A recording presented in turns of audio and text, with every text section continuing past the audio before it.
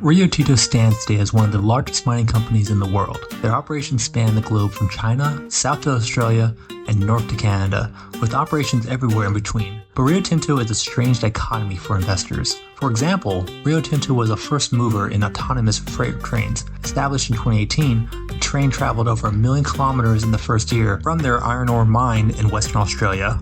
Contrast that with news in 2024 that their autonomous locomotive derailed, damaging 22 wagons and 3 locomotives and almost endangering workers near the rail at the time. And to make matters worse, this was the second time in 2024 a Rio Tinto autonomous train crashed.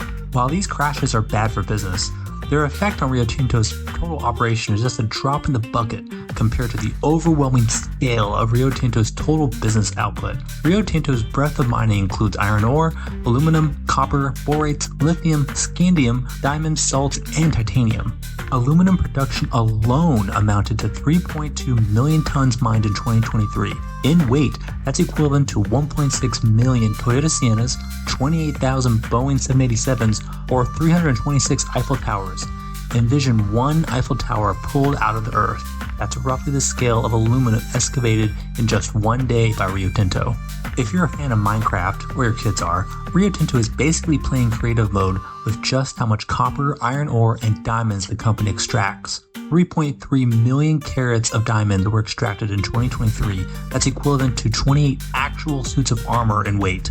But just like Rio Tinto's venture into autonomous rail cars, Rio Tinto's great extraction numbers come with a trail of environmental issues. Rio Tinto, along with several other mining companies, have destroyed about 206 hectares of Amazon rainforest as of 2020. This area is roughly the size of Jacksonville, Florida.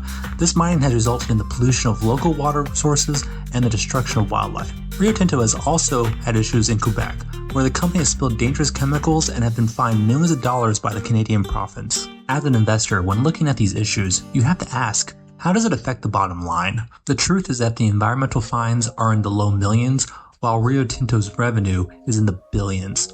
The problem isn't the fines though, the problems are the subsidies. Rio Tinto got over $1 billion in subsidies from Quebec via the hydroelectricity the company uses in its operations. The company got $94 million from the Australian government in grants to reduce emissions at their smelting plants.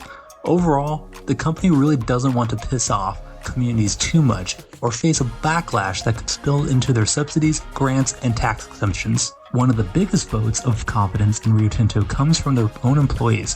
34,000 employees owned Rio Tinto shares, accounting for 61% of their total workforce. If you decide to invest in Rio Tinto, remember, mining is fundamentally a dirty business, but you still have to hold Rio Tinto's leadership accountable. That would be a win-win for shareholders and people living near Rio Tinto's mining operations. Now you hear pitches for investments all the time, and there are some really great content creators that can help you beat Wall Street. But just because I say that, how do you know it's true? StockBossip.com was built to solve these problems. StockBossip trends content creators by performance, putting ideas that matter front and center. Our community is about winning, about getting ahead, about skimming a few billion from the billionaires, and we can do this by working together and raising up the best investors in our community. Join StockBossip today and start focusing on winning instead of guessing.